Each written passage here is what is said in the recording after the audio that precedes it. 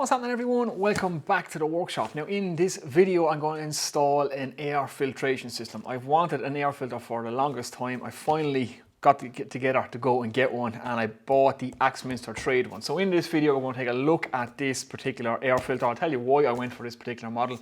We'll get it installed, we'll hang it from the ceiling, we'll try it out. I have a power point to put in for it, and I also have an NVR switch to fit to my router table. So we'll kind of take care of all that in this video. So let's jump in and have a look.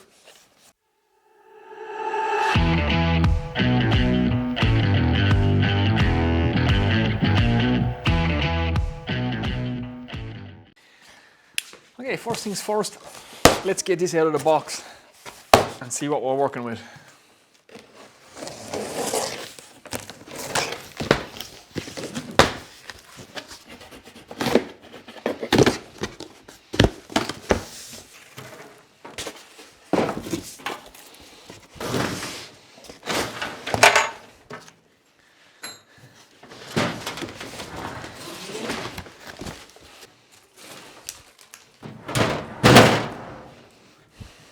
Okay, so here it is. This is the Axminster Air Filter. So it's a trade AT25AFS, and it does up to 300 meters cubed.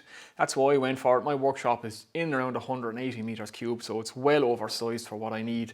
But when I looked at all the other options out there, I looked at the record power, I looked at the jet, I looked at a few other ones. This seems to be the best bang for the buck that I could get. There wasn't too many options to go with here in Ireland, so I had to go to Axminster to get one. And yeah, so I paid 370 euros for this, and shipping is free, so it's not cheap.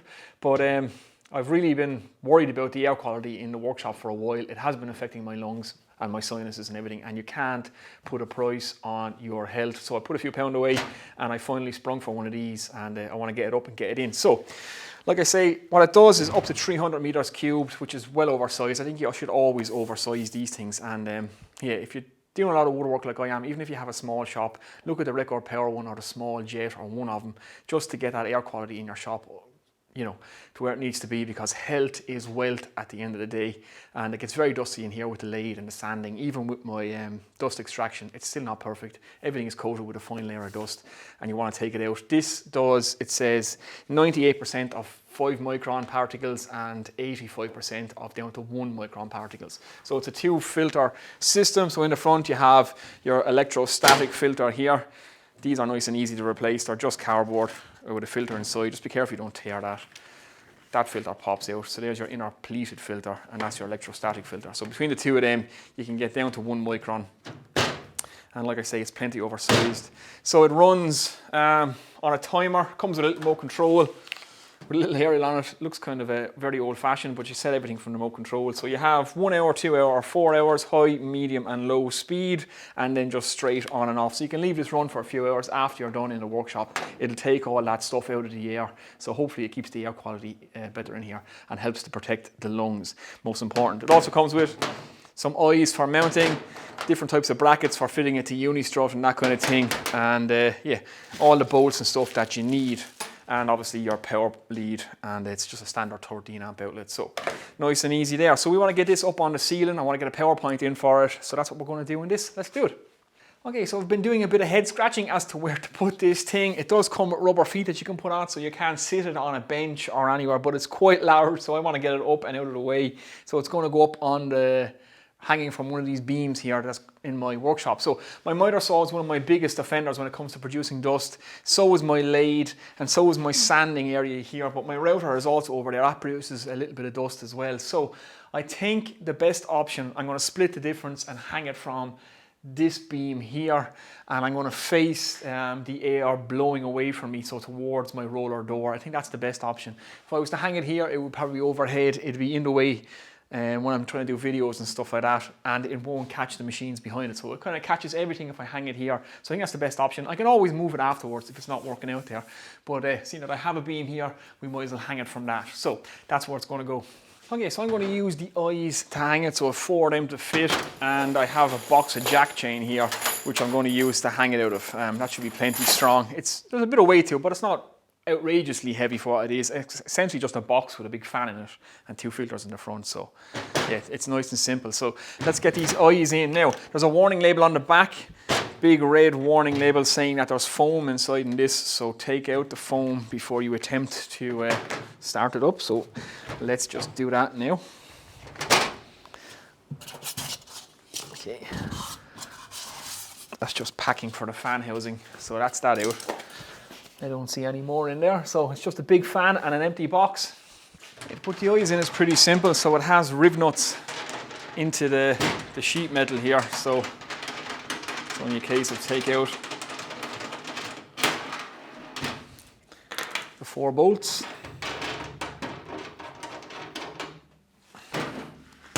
and thread these guys in.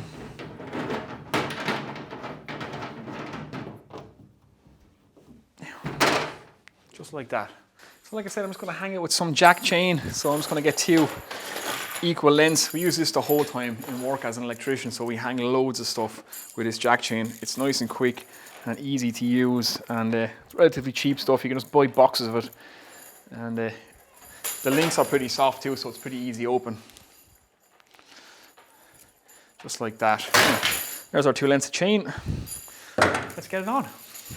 So I'm just going to put a couple of links through the eye, wrap it through, lock it on and squeeze it down. It's very, very quick and easy stuff to use.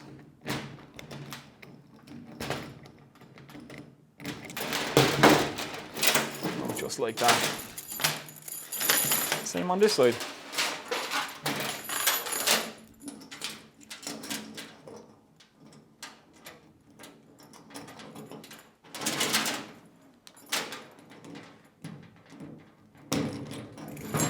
Okay, so I have it sat on top of the ladder, and I've just thrown 1 length of the jack chain around now.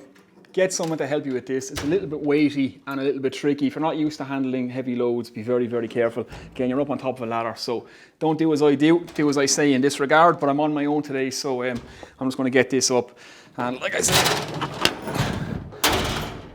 I'm pretty used to working with things like this, so.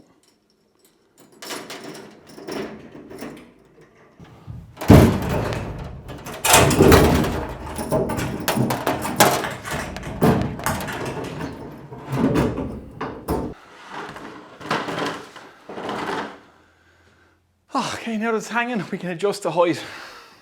So like I said, once you have it hanging, it's much easier to just adjust the height. So if you leave the chain long, it's a lot easier to work with. And now I'm on my assembly table, so I have a good solid platform underneath me. So it's pretty easy. Once you leave the links unhooked, you just raise it up, click it in, and do the same on the other side. And then whatever height you're happy with, stop there.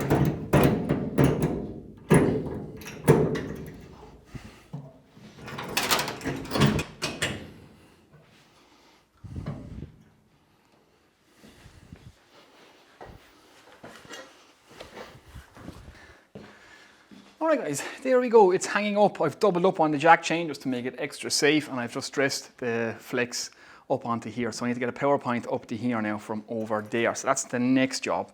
Then we can stick the filter back in and we can give this a try. Okay, so my next job is to put a power point right about here. So I need one for my router table, and I'm going to take one up then for this air filter. So I'm just going to take it from the socket here. I have a length of conduit.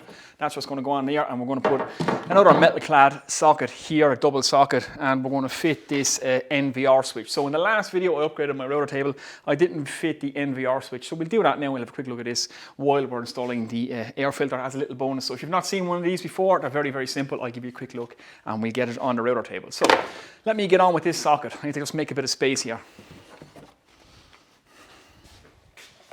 Right, so I'm just going to continue from this socket here, so nice and easy, just get our bushing into our socket. We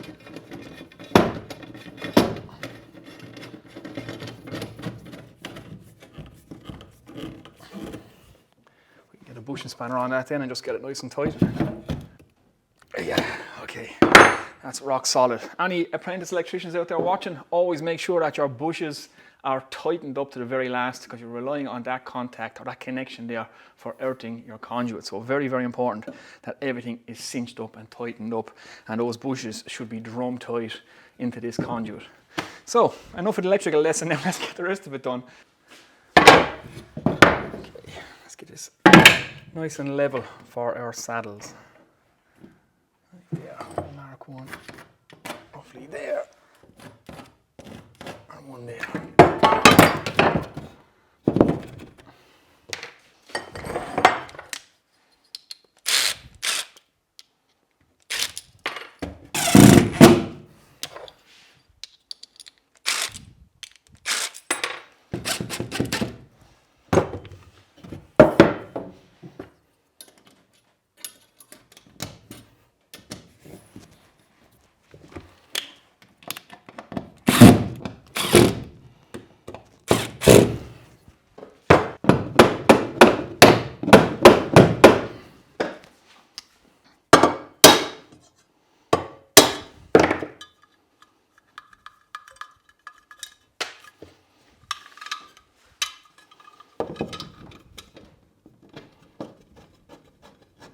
Okay, so the cables are in. Here's another little tip for you, electrical tips, so some electrical hints and tips today. If you're putting cables through conduit and you're having a fish tape or a fish wire with you, just leave one cable stick out the end, double over the end, just like that, and it will act sort of like a fish tape. Again, it's limited over a long run, but if you have conduit boxes in between a long run anyway, it should help you out. So, any apprentices out there watching, you're trying to fish your cable through conduit, just bend over the end nice and tight like that, and that will help it pass through the conduit and get past the couplers and bushings and stuff. So a little tip for you.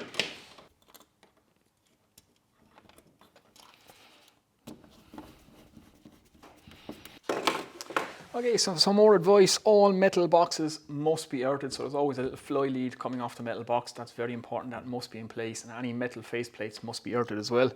When you're using single cables like this, it's always good to twist up the stranded cables and double them back just so it fills up that connection.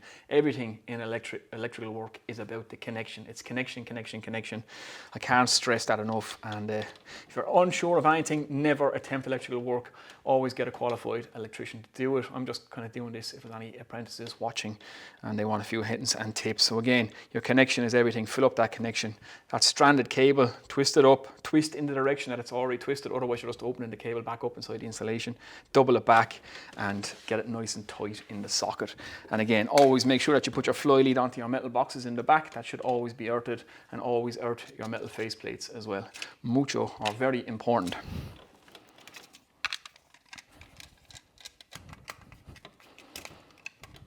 There we go, all connected up. Again, everything should be nice and tight in the connections, no copper showing anywhere, and like everything should be good, solid and tight in there. Blue is your neutral, black, grey and brown are your phase colours here in Ireland, so I'm using a black phase here, and earth is obviously, our ground is your green and yellow. Again, if you're unsure of anything, don't attempt to do it yourself. If you're unsure of the colours, always get an electrician. The old neutral used to be a black, so houses 30 years ago, any installations that are 30 years old or more, or even it's probably 40 years now at this stage, they use the black neutral. So if you see a red and a black, chances are the black you're neutral. But if you're not sure, you're not an electrician, don't touch it. That's my best advice. Okay guys, I said I'd throw this in on installing the air filtration system because it's not much of a video on its own, but this is an NVR switch. Now you can fit these to any machines that you want to be able to have an emergency stop or a stop start on. Essentially you have a plug here, it's like an extension lead for all the world, so you have a plug here and a socket here you can plug in. So I'm going to use this from my router, so this will be plugged permanently into the socket.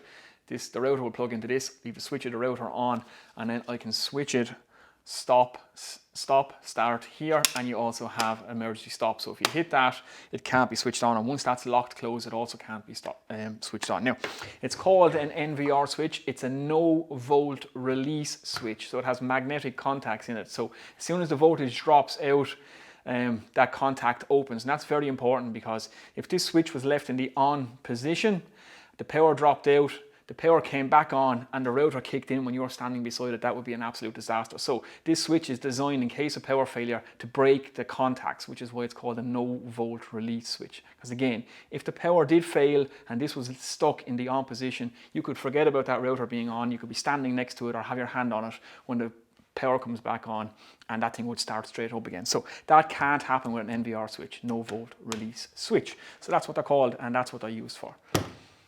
Okay guys, so there's the NVR switch fit now. So we're plugged into our socket here, and our router is then plugged into the plug here. So I'll just show you how it works. So if we've power now in our socket, I'm just going to leave the router switched on and then we can work it from here. So I'm going to hit the start button here and the stop button here. And in the case of emergency, you can just do that. Now, here's the beauty of this switch. If I switch on the router here now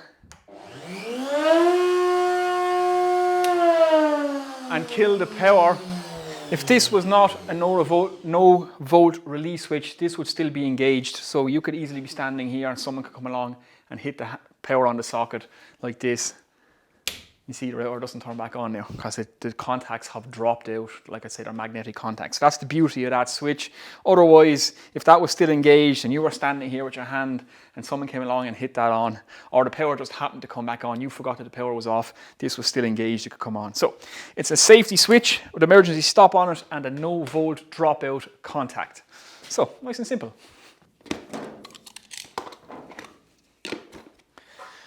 Okay, so guys, I've just fit a junction box up here. I've extended the cable down to the socket on the wall. It just means the means of isolation for this now is nice and easy to reach. It's down at that socket down there. I can always plug it out anytime I want to isolate this and kill the power to it.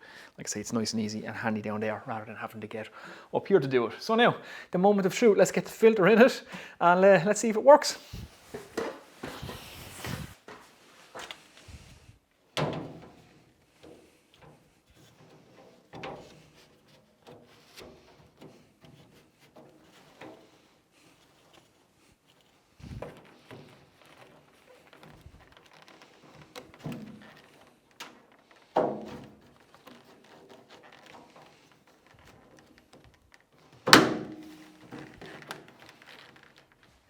Okay, the moment of truth. This is where everything explodes in a blinding light and a loud bang. So let's get the power onto it. Okay, I have a green light here anyway, that's a good thing. So let's go on.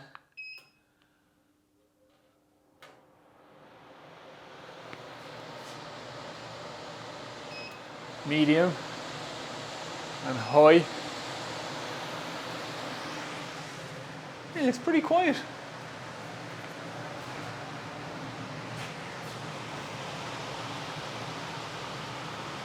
Kicking out a nice bit of air there. That's nice and quiet now. You wouldn't mind that running in the shop. I think it's a good height. So I'll give you a quick look at the back of it.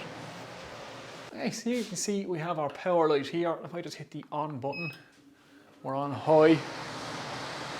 That's kicking out quite a bit of air there. Hit it again, medium. Hit it again to low. And then I can go timer, 1 hour, 2 hour, 4 hour, or no timer. And that's all done with the remote. So yeah, nice and handy, and then just hit the off button. There we go. Yeah, that's not too bad.